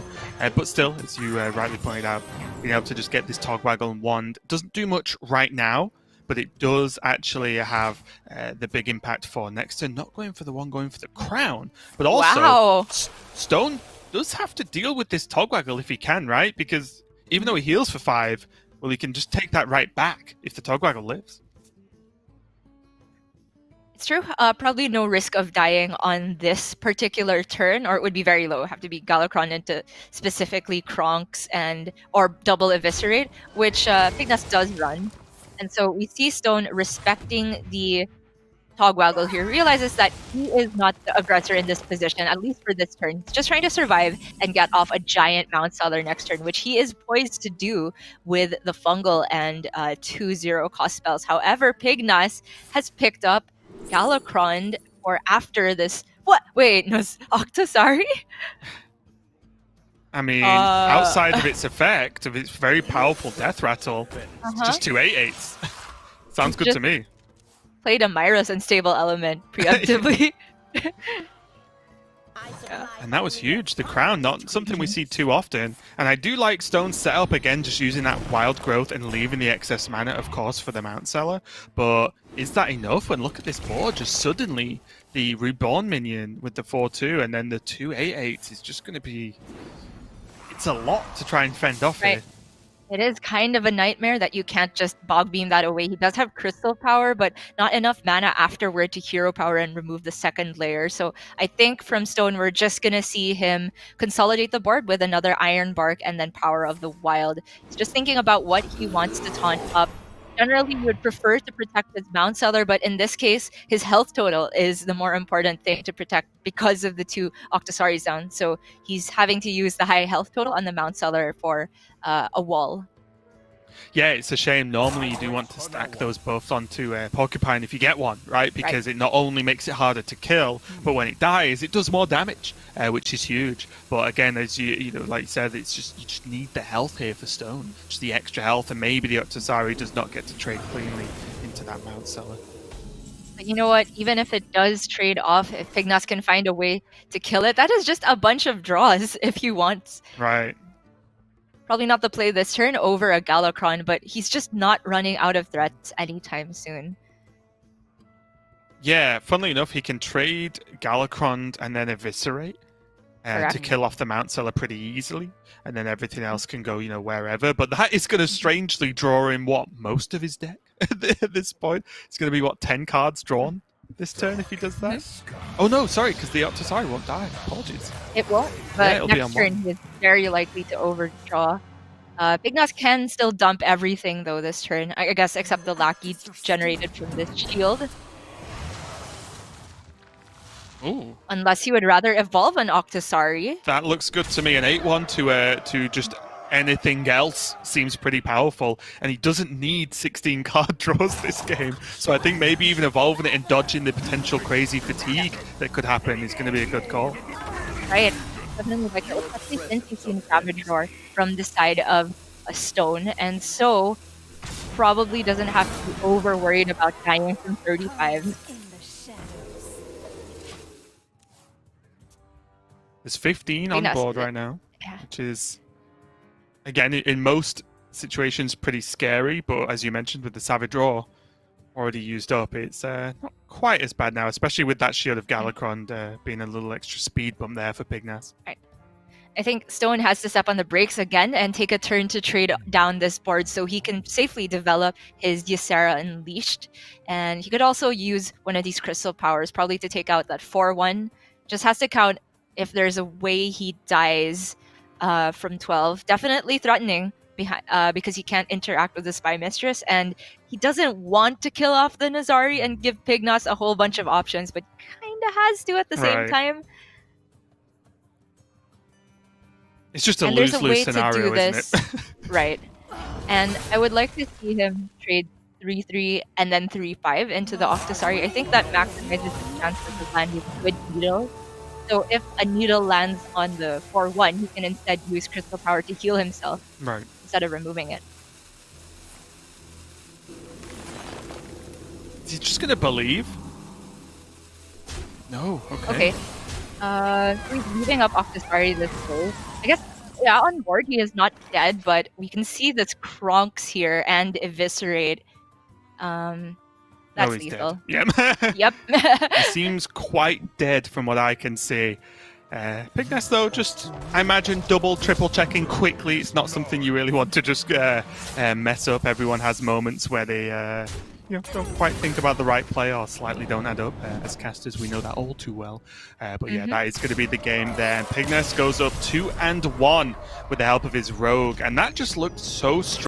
Not only, of course, the Big Bang Cleave wreaking havoc, but once again, we just saw Questing Adventurers just do the work. It's so insane that just including 2 cards different from a lot of other previous builds, obviously post-nerf and everything, has made such an impact, I feel at least, on how the deck plays out now.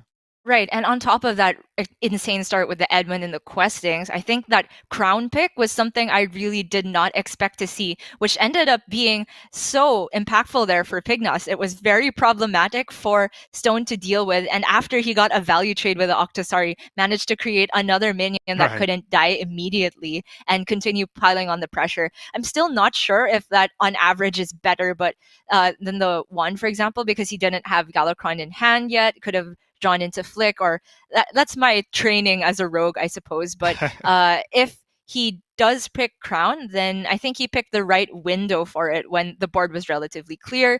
He expended a lot of resources from Stone's hand just to deal with the first board, and then he was just trying to ask the question again, can you deal with this next set of big minions? And Stone marginally couldn't towards the end.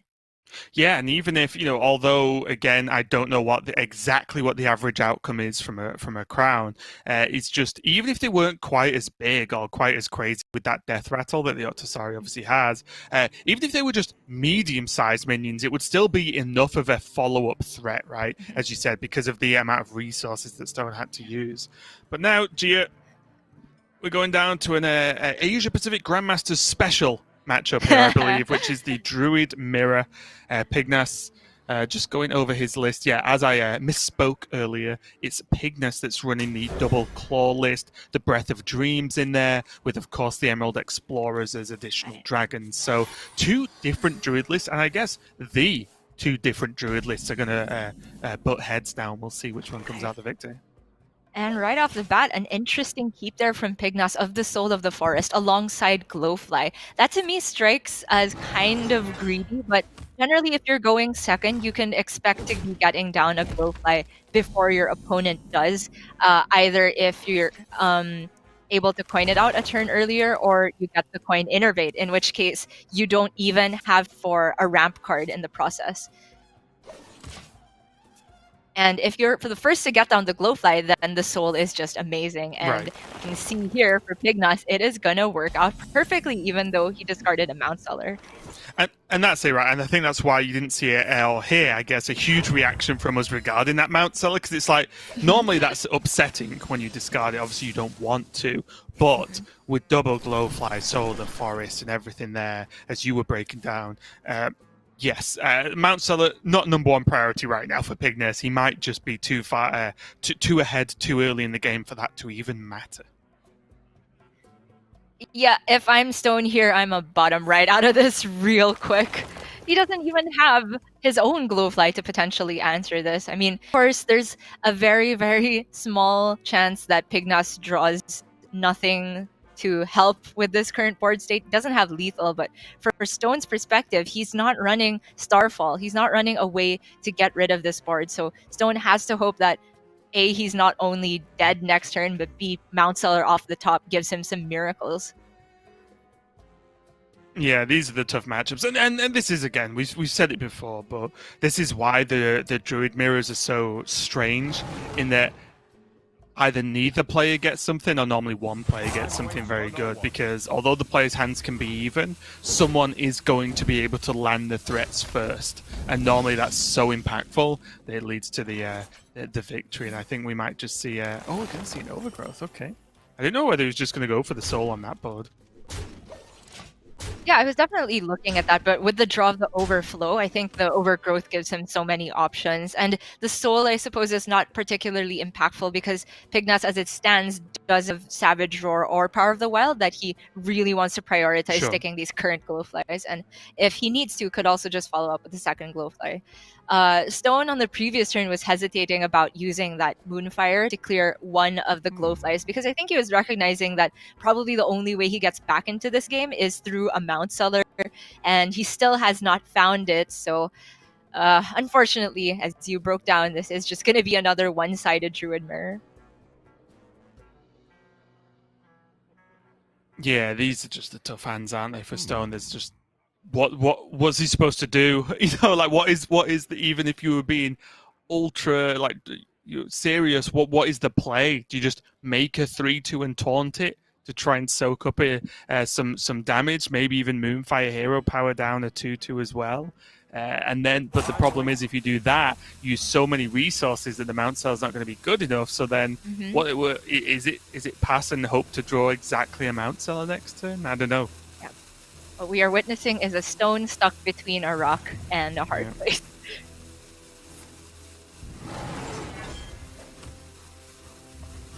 It has his choice of how he wants to dictate the end of this game. He's going to Overflow, give himself an out for Mount Seller next turn, or he's going to Fungal Fortune, search for Savage Roar right now, or Power of the Wild. Definitely like this one because it ends the game sooner. There's a Power of the Wild. That's going to help. But yeah, honestly, I think I preferred this because it's more of an immediate impact chance of this Fungal. And again, with this kind of lead, although it's unlikely, maybe Stone does draw Mount Stellar and has the ultimate beast summons and spells to go with it next turn. So why not try and end the game quickly, as you mentioned, right? Like, just do the play that gets the game over as quickly as possible, because he's already so far ahead. It does look like this is going to be wrapped up into a fairly quick 3-1 here for Pigness. It hurts for Stone to pick up the Glowfly about 4 turns too late, when it has no impact whatsoever. That's rough to let go down that way, but Stone should not be feeling too upset. 7-1 is an amazing score still. Even if he drops another game, probably has great tiebreakers and still a chance to make it to top 8. And at the very least, he's automatically qualified to the next tour stop, as Masters Tour as well. Yeah, and although, commiserations there to Stone for that rough end of the match, we are going to be covering another one as we're going to go and check in on PNC versus Switz. I believe we are going at 1-0 up, and it's an ex-GM versus a current GM, but obviously in 2 different regions. PNC just being knocked out of the Americas Grandmasters this past few weeks, and Switz, honestly, I don't know how much of total of the European Grandmasters you managed to catch, but Switz really impressed me this season. From what I saw of him from previous seasons last year, he looked a little bit lackluster, honestly, but this season he adopted Zoo very, very early on with the rest of the French guys to great success. And even when he's been bringing certain either tech choices or slight different builds, it's all made sense. His lineup seemed good, and he was rewarded for it, honestly, with just some a strong performance this season, and was very exciting to watch because he seemed pretty hyped to play, whereas I feel like last year, he didn't really have the same kind of energy, I suppose. I've definitely caught enough of EU GM to know that Switz has been on a tear lately and has not been afraid to bring Bomb Warrior week after week. Right. However, here in this tournament, he has defaulted to the more regular version of Warrior that we're seeing. Yeah, I think you brought up a really good point. And for EU in particular, it's Switz and Silvername that stood out to me as the 2 that were willing to bring off-the-wall choices. Maybe Viper as well, but only during the last week. And they were largely rewarded for it. Of course, Silvername making it all the way to Worlds now. And PNC in particular, I have to be honest, of all the names of currently relegated GMs that I thought would have a shot of re-promoting immediately, he would not been at the top of my mind. And yet, here he is proving me wrong. And you know what? I love to see it. Yeah, it's something I think, forgive me if I'm wrong and you're listening, but Lorinda was talking about a little bit earlier of just saying that PNC seems to just not play that well in GM.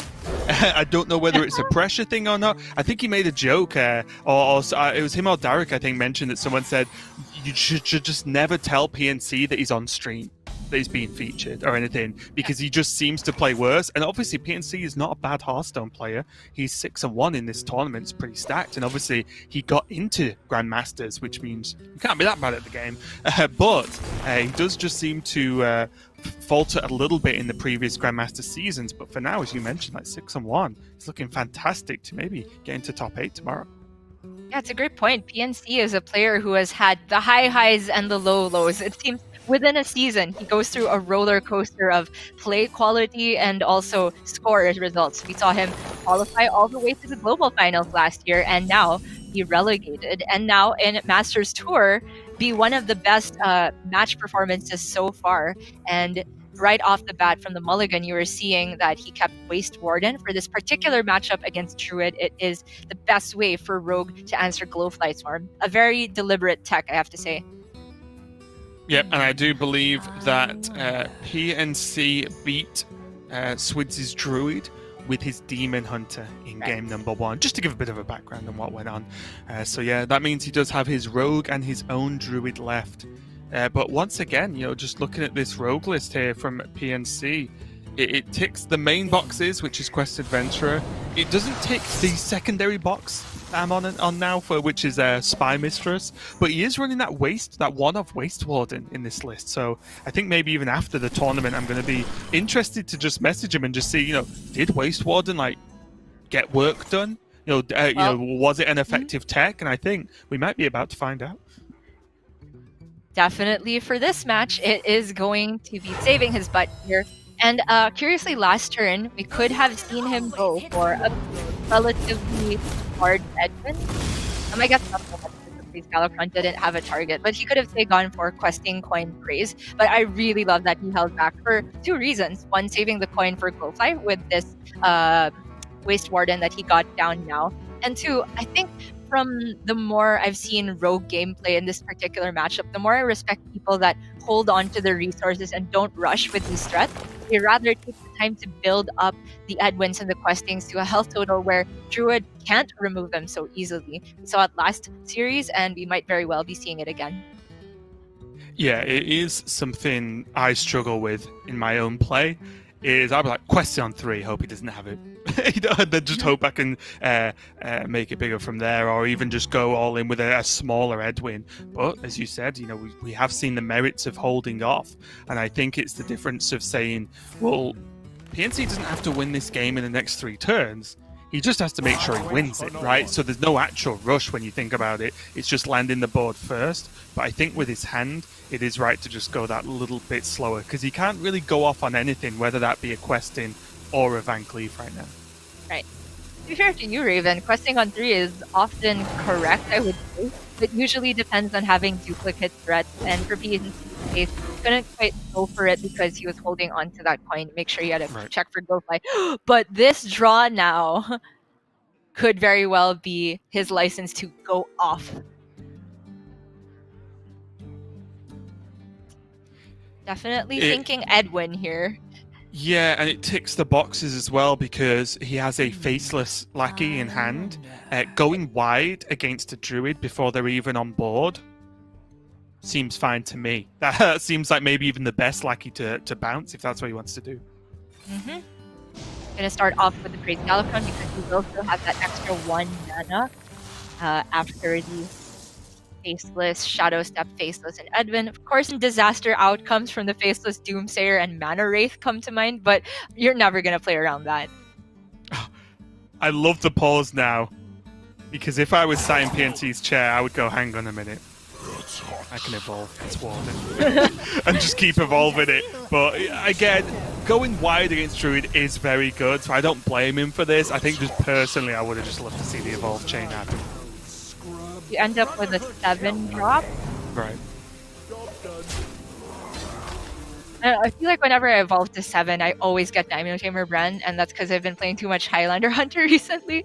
I think that the attack power added at least by Faceless Lackey should rival the amount that you gain on average by evolving to 7 drops, so I definitely prefer this. Yeah, it makes more sense, again, especially against Druid. Although, as we can see now, Switz is also running that Claw Tech, which I've seen be pretty powerful. He's running a Starfall as well, just as a one-off, which he was running in Grandmasters too. So he just seems to love it. He's not really... we saw some games where it did something, a lot of games where it did nothing, but Switz still seems convinced, so that's definitely an interesting choice here. Yeah, unfortunately for Switz, though, he did not run into a Mount Seller. That seems to be what the hand is begging for. And alternatively, this is a hand for Druid that wins over time if it has the Ysera coming up next turn into the Overflow. Right.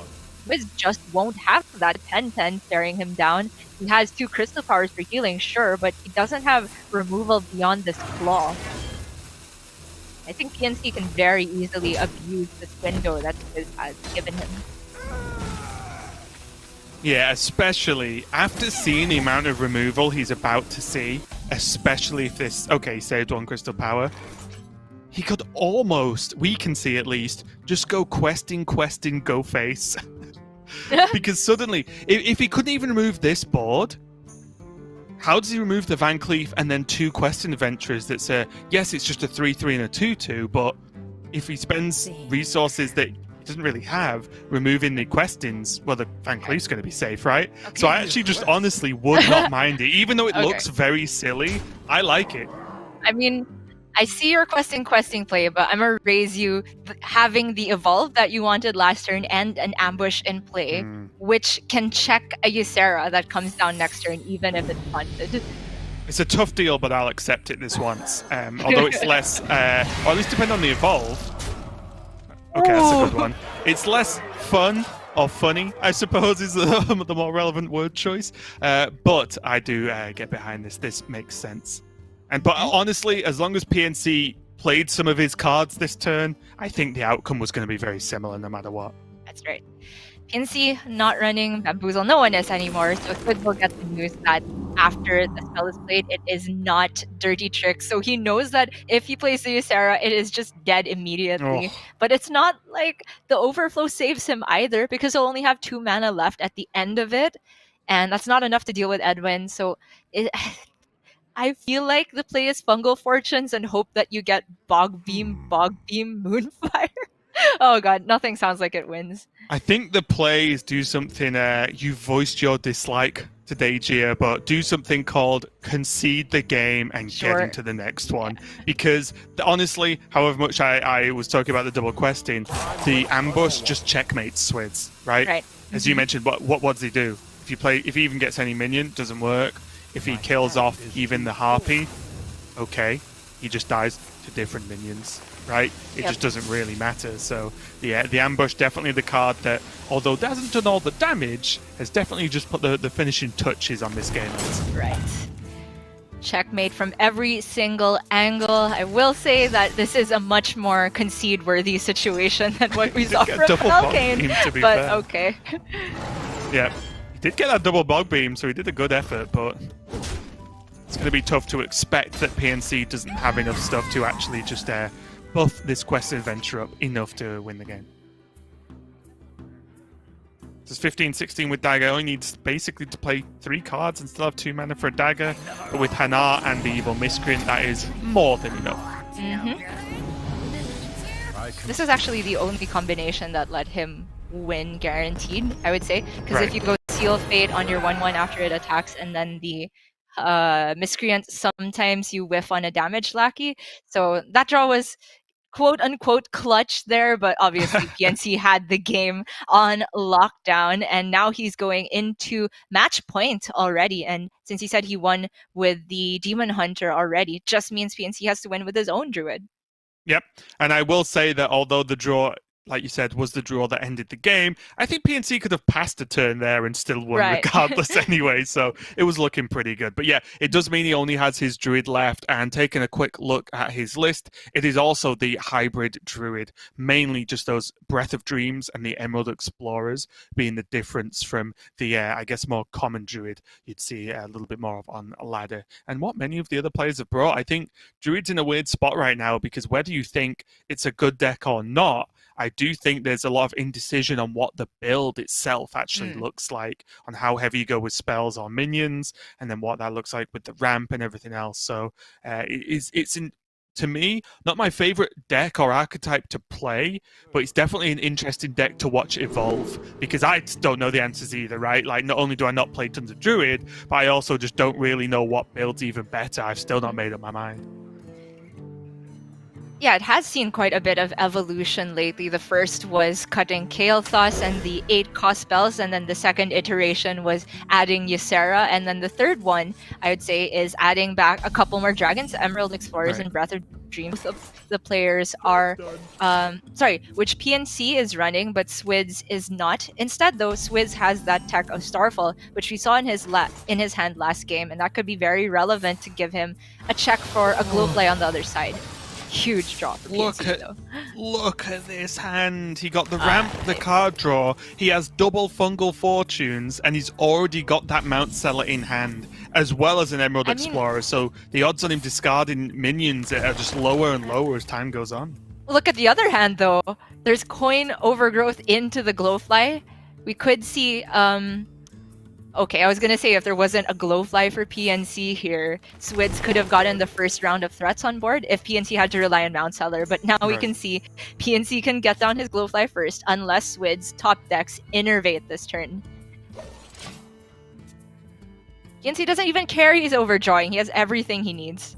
And that's the point, right? And that's the difference, where there's a few boxes you need to tick with Druid, right? You need to get hold of one of your very few actual threats. You need to ramp, and then you need the card draw to help bring those things together. But the Breath of Dreams and why it's so powerful and why people are playing it is just look what PNC's done. He got card draw and ramp in one card, and that's led him to be able to Glowfly Swarm this early. It's huge. Huge. And from Switz's perspective, he saw the Savageur discarded, which is a one of in PNC's list. So Switz actually might be thinking he still has a way to win despite being the second to Glowfly. But PNC not only has Soul of the Forest, he has Power of the Wild too. He can take all the value trades, does not need to end the game this turn. But he practically is ending it too by getting an insurmountable board state. It's too much, isn't it? There's the spectacular from Switz. The fact that I think PNC could have just Power of the Wild, traded, left all his minions on one, and not Soul the Forest, and still I would have said was extremely favoured to win the game, just shows how much further that Soul the Forest is going to push him as well. Because what is Switz even supposed to do? He has the Starfall in his list, but not in his hand, so he can't even... I don't even know if that would help right now, honestly. But he can't even attempt. He can't even attempt it, right? Like Starfall down this board, Bog Beam one, Crystal Power another, trade another, and hope it's enough, right? You can't even do it. He doesn't have the Starfall, so it's a huge, huge problem. I think we're going to be seeing a 3-0 sweep pretty quickly here for this matchup. Would agree, even though there's no Savageur there for PNC. He has the Mount Seller follow-up, and you know what, Raven? You did a really good job explaining how Switz could even possibly think about taking back the game, but that whole time I was just thinking about how funny it would be if the French players had French emotes instead of spectacular. What if we heard Sacre Bleu just there? That would be funny, yeah. Maybe one day there'll be emotes that are customized for each player. I would love that. Instead of having a card named after a world champion, just let them have custom emotes as well. Casper goes soupy. Pavel goes honorable. Yeah. It'd be amazing. Actually, I wouldn't be surprised if you get a call from Blizzard after this. I think that could be a pretty good idea. Yes. Well, I'm talking absolute rubbish because PNC has his pick of how he wants to continue with this game, and all of those choices seem pretty powerful.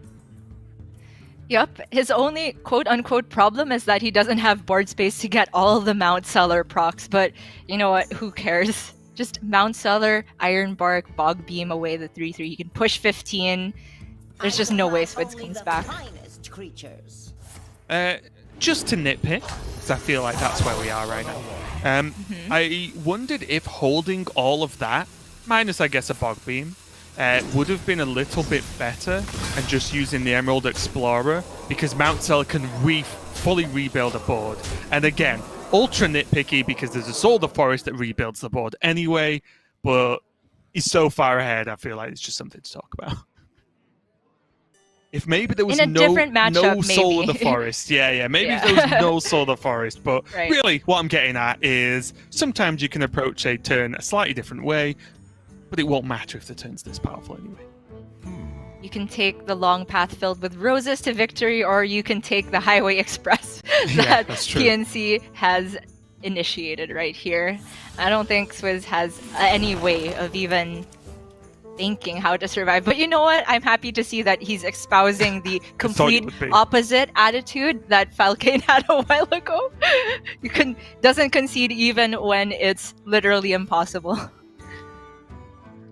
Yeah, this is the issue the other way, in my opinion. I'd already be in my next round if I was Switz right now. I'd just be like, okay, well, you got me, I'm done. I'd love to know what he's going for. Yeah. I don't know, Raven. I'd love to know what World Champ emotes you would create. For myself? For the other ones I didn't mention. Or for yourself too. Okay, that's you can't it would just be Shaman, right? It would be definitely Shaman for myself. Yeah, that's just an easy one. I'd have to think. You know what? I'll get back to you tomorrow. I'll get back to you with some really good ideas tomorrow. All right. That was a cop-out, but luckily for you, PNC does have the lethal this turn. That's why we need to end this series. We can't just start talking about emotes when PNC takes the victory here. 3-0, going up to a 7-1 score in this Switz, and looking fantastic to move on to the final round. Switz, of course, will end at 6-2 after this round, but that is still not guaranteed to be not top 8. I believe there's maybe 1 7-2 that gets through, depending on tiebreak, so we'll have to see that. I think there's a chance, but honestly, whenever I talk about chances of how many this and that's get through into a top 8 after Switz, I'm normally wrong. So I'll leave that to smarter people like Lorinda, who will no doubt know the exact answers for these things. But again, just an impressive run from PMC there. I think he did pretty well. And although some of the games looked very one-sided, I think a lot of that, again, is just down to execution, similar to what we saw from Alan, I think, yesterday when we were casting G, is that although he had strong hands and he had, he seemed to have the favored players, he just secured it, right? He got those wins definitely with just strong execution play, even with those good hands. Yeah, can definitely agree with that. And even though Switz took a loss, they're still a very impressive run and can manage to get up to the 7-2 score mark if he does well in round 9. But all eyes are on PNC now. I'm just so excited for the potential storyline of the U-turn, right? You're on your way out of Grandmasters and be like, nope, just kidding. I'm right back. Yeah, I mean, we talked a lot about whether that was going to be Hunter Race, because obviously a lot of people were upset that Hunter Race got knocked out, and a lot of people wanted him to stay in Grandmasters, and we were talking about there's a chance, right? There's a world in which that happens, and just as much as it can happen for Hunter Race, it's arguably easier for Grandmasters from other regions because there's just more spots readily available because of just the nature of what Blairs has done in Europe. But that is that round over. We have our final round coming up, so we'll be right back to kick it off. I believe it is going to be Derek and Lorinda bringing you round number 9. So don't go anywhere. We'll be right back.